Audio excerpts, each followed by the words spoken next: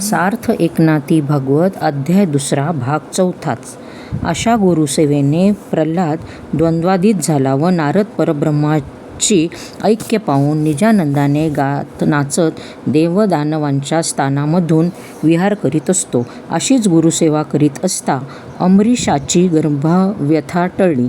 त्याचे गर्भ देव सोसता झाला. आपल्या भक्ताला त्याने संसाराची व्यथा होऊ दिली नाही. अशा अभिन्न भावनेने जे सबुद्धिमंत गुरुजनांना भजतात ते जनार्दनाला आवडते होतात. त्यांना तो संसार भावनेला स्पर्शू देत नाही. गुरु व ब्रह्म दोन्ही एकच आहेत.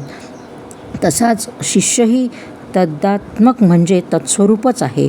जे कोणी भेदभावनेने भिन्नता मानतात ते माईक होत असे कवी सांगतो. ज्याप्रमाणे कोणी एकदा मनुष्य निजला असता स्वप्नामध्ये जगाची कल्पना करतो, त्याप्रमाणे पुरुषाला जो प्रपंच म्हणून दिसतो तो खरोखर नसताना मिथ्याच भासतो. मनुष्य झोप घेत असला म्हणजे स्वप्न पडते. तो जागा होऊन मनोरथ चिंतन करू लागला की एकी एक असूनही त्याला नसलेले जनवन दिसू लागते. किंवा आसन घालून तो मूर्तीचे चिंतन करतो. त्याला ध्येय, ध्याता, ध्यान, उपचार इत्यादी नसतेच, कल्पित भासू लागते. ज्याप्रमाणे धनलोभ्याचे धन नाहीसे झाले तरी त्याची वासना काही धनधान्याला सोडत नाही. त्याचे मन द्रव्याचे स्मरण करू लागताच द्रव्यलोभाने पूर्ण वेडे होऊन जाते. मन स्वतः जरी द्रव्य नव्हे तरी ते द्रव्याच्या खजिन्याची आठवण करते व स्मृतिलोप होऊन मोहाने वेडेपिसे होऊन बसते. त्याप्रमाणे मोहाने पूर्ण ग्रासले म्हणजे मिथ्या देहाती द्वैत भासू लागते. ते अहंभावाने खरे मानले की संसाराचे भय अचूक येऊन अंगावर आदळते. भवभयाचे मुख्य कारण आपली मनकल्पना होय हे लक्षात ठेव.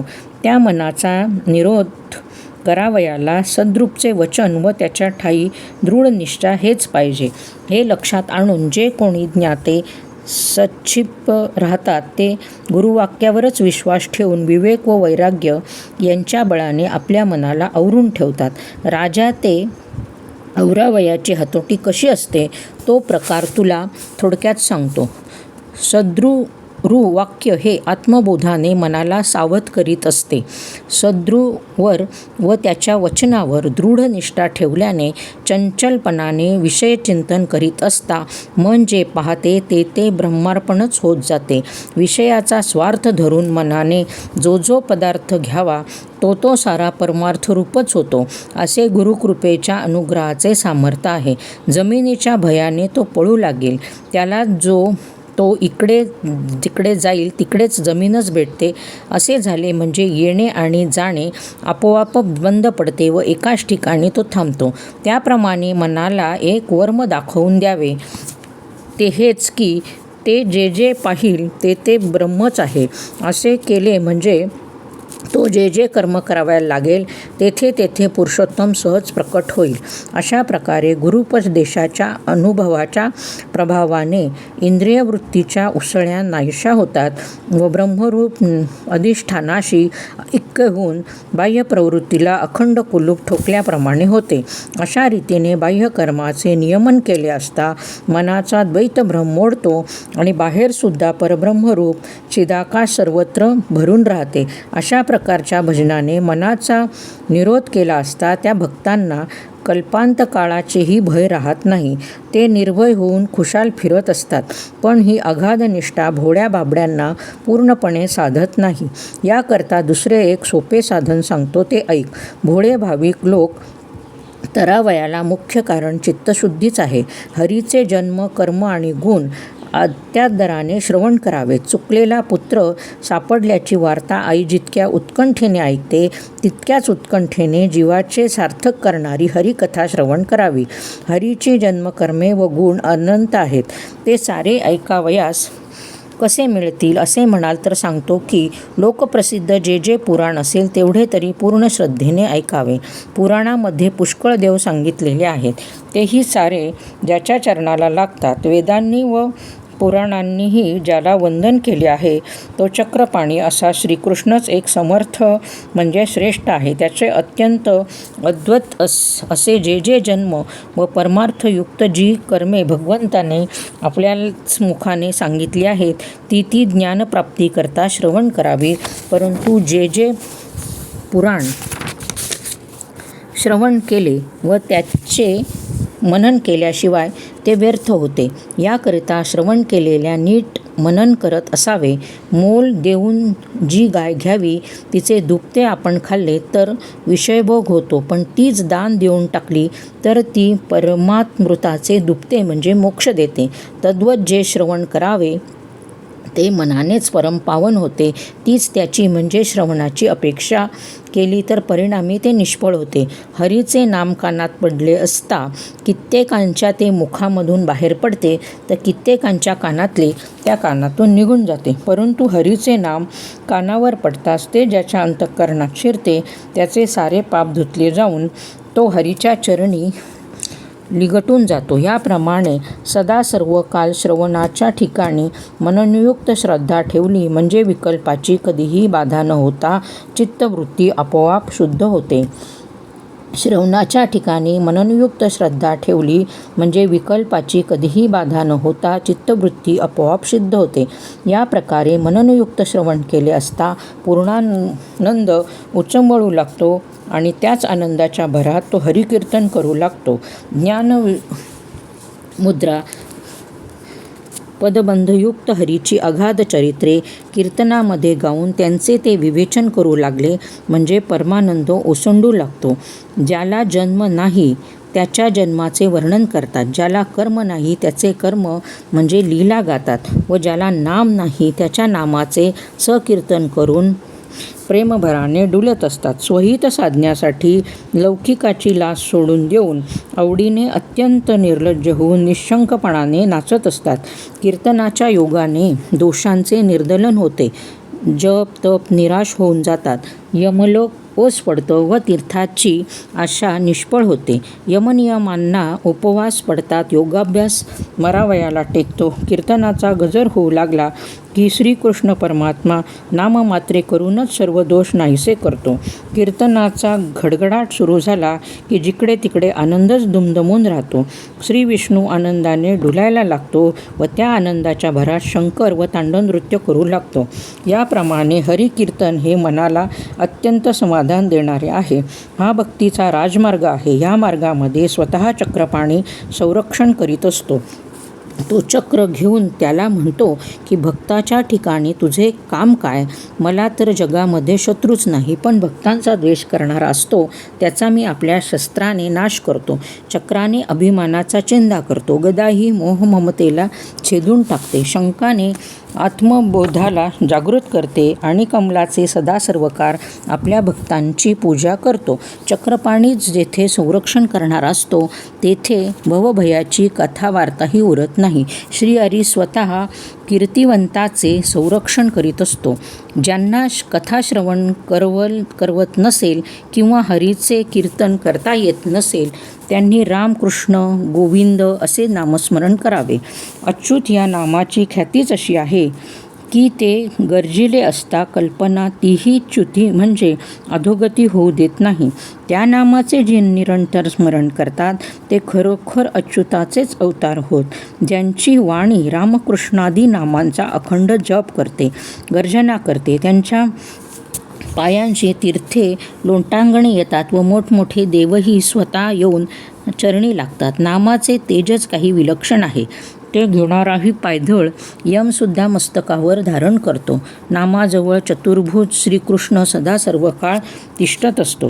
नामाच्या प्रभावामुळे भवभय ते बिचारे किती नामापुढे या वयाला कळी काळाचे तोंड काय लागले आहे. नामाची जेवढी शक्ती आहे तेवढे त्रैलोकात पापसुद्धा नाही. जे नरक राजा नामापाशी खरोखर चारही मुक्ती असतात ते हे तू लक्षात ठेव. हे राजा नीट लक्ष देऊन ऐक. नामापेक्षा सुगम असे दुसरे साधन नाही. असे पक्केपणी जाण. श्रीधराच्या नामाचे जन्माचे व कर्माचे श्रवण घडले की पामराचाही उद्धार होतो. याकरता शास्त्रवेत्ते पुरुष हरीची लीला ही कल्याणकारक आहे म्हणून वर्णन करतात. असा भक्तियोग ज्यांच्या अंतःकरणात बाणतो त्यांना जाणतेपणाचा ताठा राहत नाही. अहम ममतेचा पांग टाकून देऊन ते निसंगपणे हरिकीर्तन करीत असतात. हरिकीर्तनाचे श्रवण व हरिनामाचे स्मरण केले असता सप्रेम भक्ती वृद्धिंगत होते आणि भक्ताला देहाचे भानच राहत नाही. राजा तीही स्थिती सांगतो, ऐक. हरिनामाचे व गुणकीर्तनाचे वर्णन जागृतीमध्ये तर निरंतर आवडतेच, पण स्वप्नात सुद्धा तीच स्थिती झाली म्हणजे हरिभक्ती उत्तम प्रकारे मनात उसळी ठसली म्हणून समजावे. अशा रीतीने भक्तियुक्त होऊन ज्याचे व्रत जसजसे दृढतर होत जाते तसतसे त्याचे चित्त अधिकाधिक द्रवून हरिनामकीर्तीविषयीचा प्रेमा अद्भुत रीतीने वाढतो. परमप्रिय असा जो आत्मा तोच हरी. त्याच्या नामकीर्तीचा अत्यंत हर्ष व नित्य नवी आवड या योगे अंतर्बाह्य हरीच प्रकट होतो.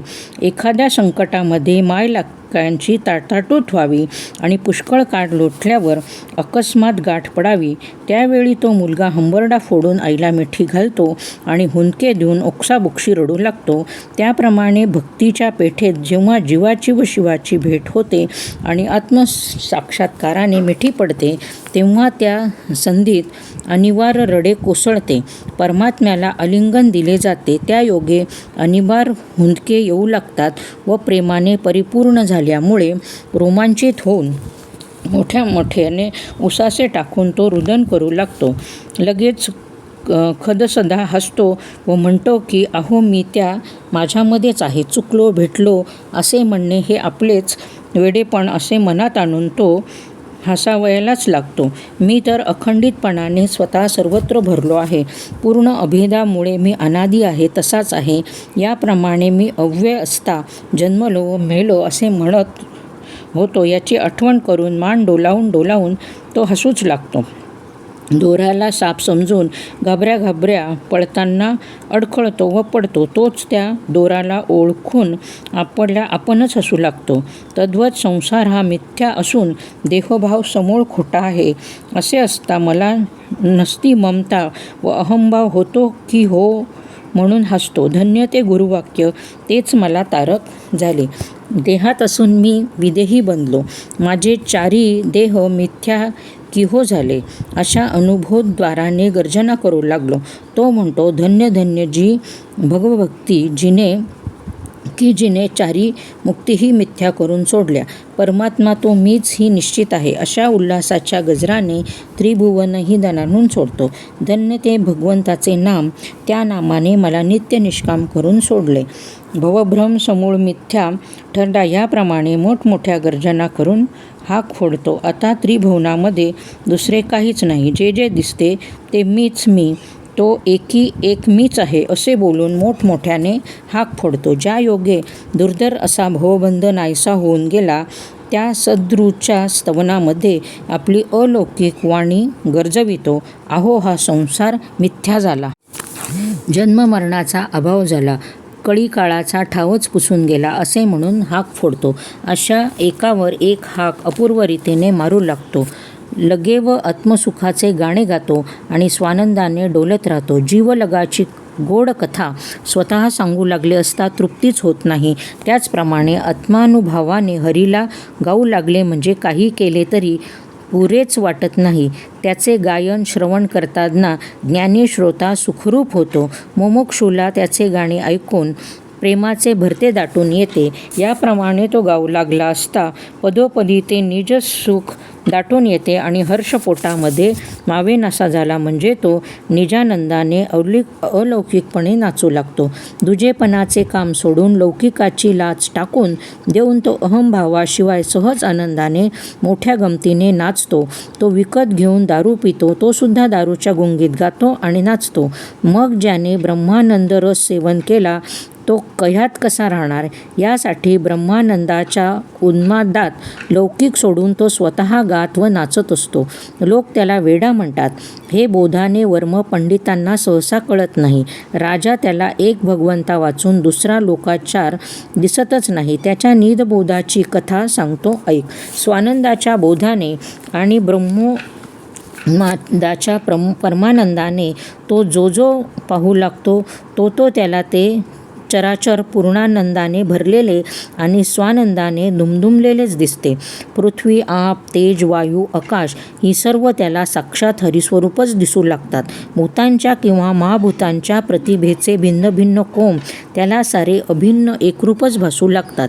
ज्याप्रमाणे दुसरी सामग्री न मिळवता केळीचा कोंब, फळे व पाने ह्या रूपाने विकास पावतो, त्याचप्रमाणे परीक्षिती राजा परब्रह्म हे भौतिकात्मक रूपाने प्रकट होतो किंवा स्फटिकगृहाच्या भिंतीवरती कोरण्याच्या हत्याराने हत्ती, घोडे व सैन्य इत्यादी कोरून काढलेली चित्रे आतील दिव्यामुळेच अगदी हुबेहूब दिसतात. त्याप्रमाणे तेजपुंज असे सूर्यचंद्रादिक किंवा लखलखणारे अग्नी व नक्षत्रे यांच्यातील लखलखीतपणा व प्राण्यांच्या नयनातील तेज ही सर्व आत्मज्योतीनेच सतेज दिसतात.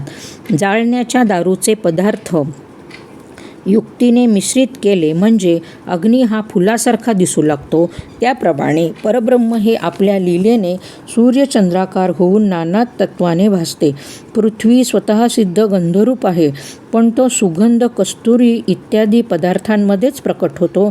त्याप्रमाणे भगवंताची सत्ता ही सर्वत्र आहे, पण ती सात्विकामध्ये अतिशय स्पष्ट दिसते.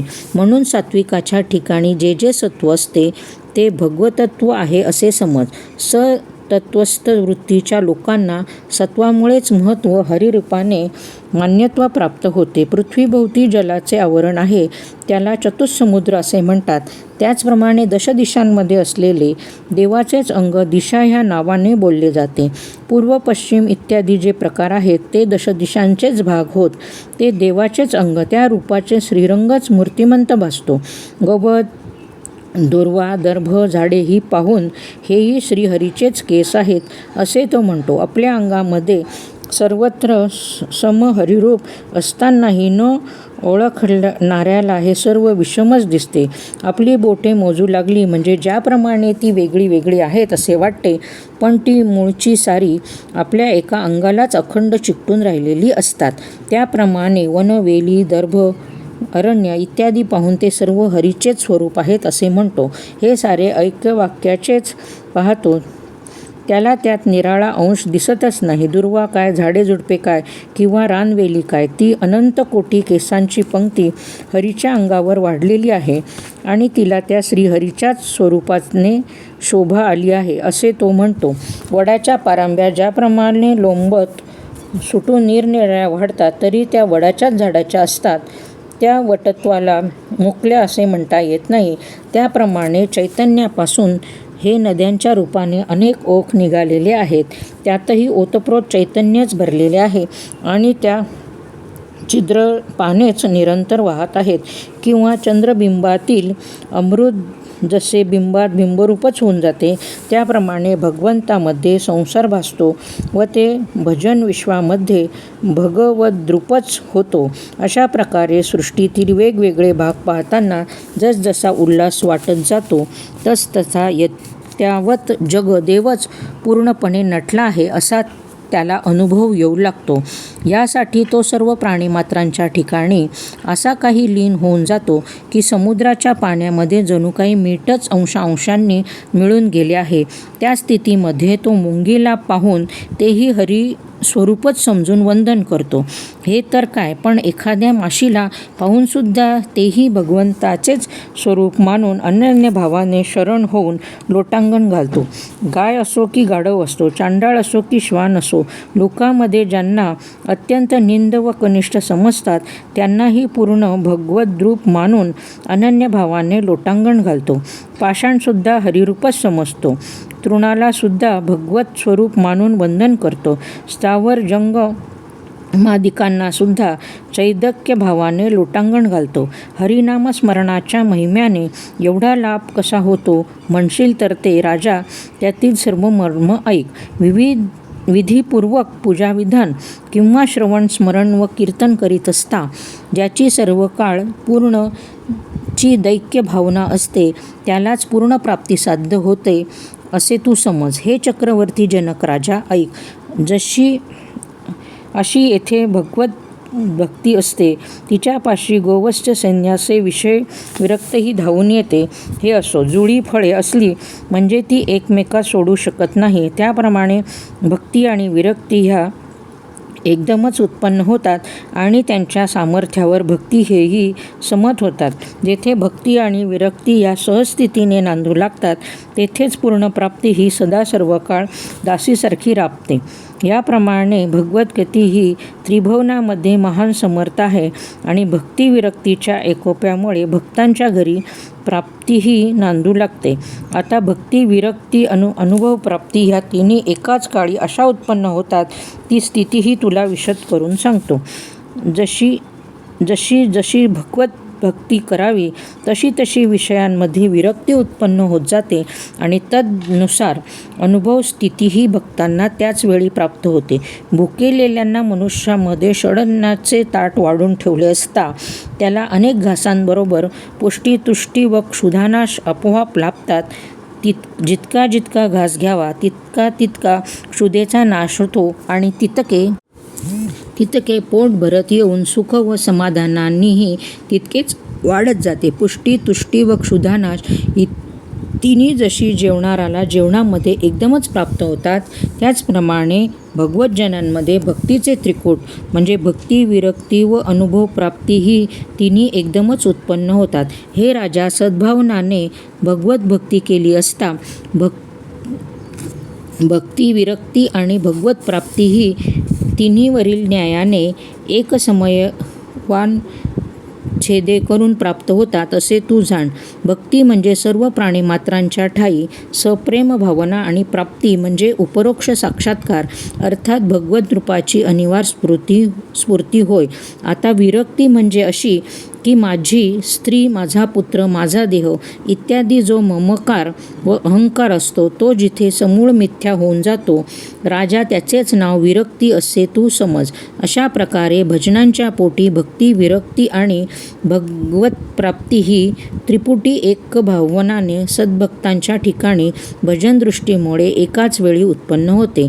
यासाठी राजा स्वहिताकरिता अवश्यमेव हरीची भक्ती करावी तेने करून हटकून भगवत प्राप्ती होते असे उपसंहारार्थ कवी सांगतो. याप्रमाणे सदा सर्वदा जे सर्व भूतांच्या ठिकाणी अनन्य भक्ती करतात ते भक्ती विरक्ती व भगवत प्राप्ती अनायसे प्राप्त करून घेतात. हे राजा, हरिभक्ती हे एक उत्तम अंजन आहे. ते सद्भक्त आपल्या नेत्रामध्ये वालून आपल्या भजनरूप महायोगाने भगवत स्वरूपाचा ठेवा आपलासा करतात. ऐक्यभावनेने निजभक्ती केली असता सर्वोत्कृष्ट पूर्ण शांती प्राप्त होते आणि तिच्या योगे असत वस्तूंची निवृत्ती होऊन भक्तांना ब्रह्मानंद रूप भगवंताची पूर्ण प्राप्ती होते. म्हणून भक्त हे मोठे धन्य होत. ते इंद्रियांशी वावरत असून विषयांविषयी विरक्त असतात. ते देहधारी असून विधेयी असतात आणि हरिभजनाच्या योगे नित्यमुक्त होऊन राहतात.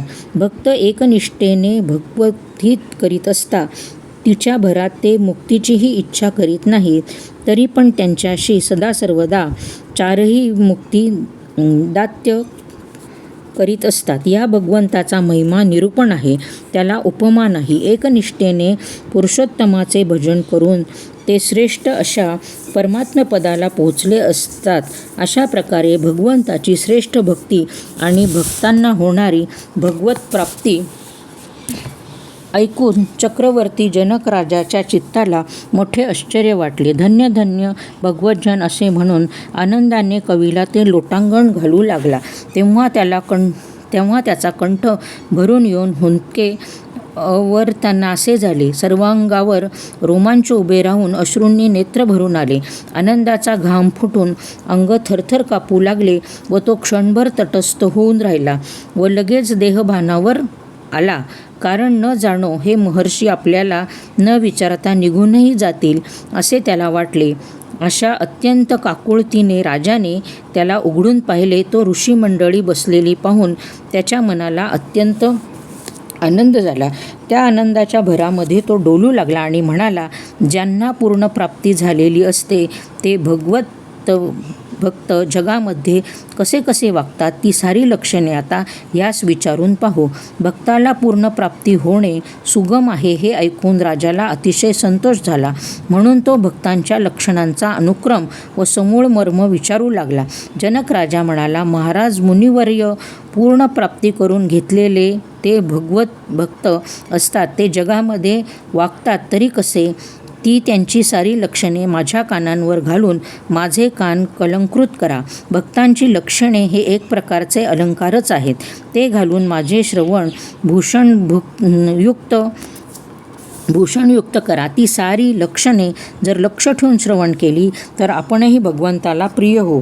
त्यांचा धर्म कोणता, त्यांचे कर्म कसे, अंतःकरणामध्ये पुरुषोत्तमाला ठेवून ते कसे वागतात, त्यांची बोलण्याची शैली कशी, कोणत्या स्थितीने आणि कोणत्या रीतीने हरीचे भक्त हरीला प्रिय होतात.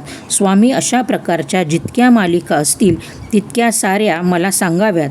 या जनक राजाच्या प्रश्नाने त्या सर्व मुनिवरांना मोठा संतोष झाला व कविहून धाकटा असा हरी नावाचा बंधू त्यांच्या प्रश्नाने उत्तर देण्यास पुढे सरसावला. राजाला हरी म्हणाला, हे राजा, भक्त लक्षणांचे अनेक प्रकार आहे. कोणी दिगंबर म्हणजे नग्नस्थितीमध्ये असतात आणि कोणी आपला आश्रमधर्म पाळून आपल्याच आचरणाने वागतात. कोणी सदा सर्वदा स्वस्थ पडूनच राहतात तर कोणी उन्मत्तासारखे वर्तन करतात. कोणी सर्व काळ गातात व नाचतात तर कोणी मौनच धरून राहतात. कोणी हरिनामाचा घोष करीत असतात तर कोणी आपली कर्मेच टाकून देतात. कोणी प्राणी मात्राविषयी दया ठेवून दान धर्म करत राहतात तर कोणी भजनाचा नियम धरून राहतात. अशा भक्तीच्या स्थिती पुष्कळ आहेत. या साऱ्या सांगणे शक्य नाही. याकरिता हे राजा, यापैकी मुख्य आहेत ते थोडक्यामध्ये तुला सांगतो. सर्व भूतांमध्ये भगवंत भरलेला आहे असे पाहणे आणि पूर्ण प्राप्तीचे मुख्य स्वरूप साधन आहे. हाच पूर्ण भक्तीचा निजगौरव आहे. अशा अभिप्रायाने हरी बोलतो. मीच भगवत स्वरूप असून सर्व भूतांमध्ये मीच व्यापलेलो आहे. माझ्यामध्येच सर्व भूते आहेत आणि सर्व भूतांमधील भूतात्मा मीच असून परमात्मा तो मीच आहे. असे जे जे पूर्णत्वाने मी पण असते त्यानेच आत्माभिमान वाढतो व तो खरा खरा निरभिमान सहज होतो. राजा हे शुद्ध लक्षण सांगतो, ऐक. शुद्ध भक्तांचे मुख्य लक्षण असे की प्रत्यगात्माच आपण हेच की ते सुद्धा गौण समजून त्याची भावना पूर्णपणे अशी झालेली असते की सर्व प्राणी मात्रांमध्ये भगवंत आहे आणि सर्व प्राणी मात्र भगवंतामध्येच आहे. प्राणी मात्रांमध्ये असणारा असा जो परमात्मा तोच मी आहे असे म्हटले म्हणून मनमीपणाचा दोष येत नाही. सर्व प्राणी मात्रांमध्ये भगवंत आहे आणि भगवंतामध्ये सर्व प्राणी मात्र आहे असे जो मानतो आणि हे सारे आपल्याच देहामध्ये पाहतो ते स्वस्वरूपच बनून राहतो. तो भक्तांमध्ये अत्यंत श्रेष्ठ, भगवंतामध्ये वरिष्ठ, त्यालाच उत्तमत्वाचा मान देऊन गोड अवतार समजतात. योग्यांमध्ये अग्रगणी तोच, ज्ञानांमध्ये शिरोमणी तोच, सिद्धांमध्ये मुकुटमणी तोच असे स्वतः श्रीकृष्णाने सांगितले आहे. तुपाच्या कण्या असतात त्या तुपाहून अशा वेगळ्या नसतात. त्याचप्रमाणे पंचमहाभूते भौतिक पदार्थ प्राण्यांमध्ये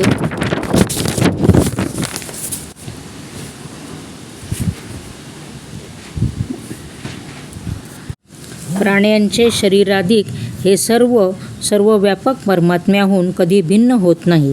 हे राजा, उत्तम भक्तांची स्थिती ही अशा भावनेची असते असे तू निश्चयाने जाण. आता मध्यम भक्त कसे बसतात त्यांचीही भजन पद्धती ऐकून ठेव. ईश्वर हा उत्तमोत्तम, त्याचे भक्तही मध्यम. अज्ञानी व अधम आणि द्वेषी हे अत्यंत पातकी असे तो मानतो. ईश्वरावर मात्र त्याचे शुद्ध प्रेम असते.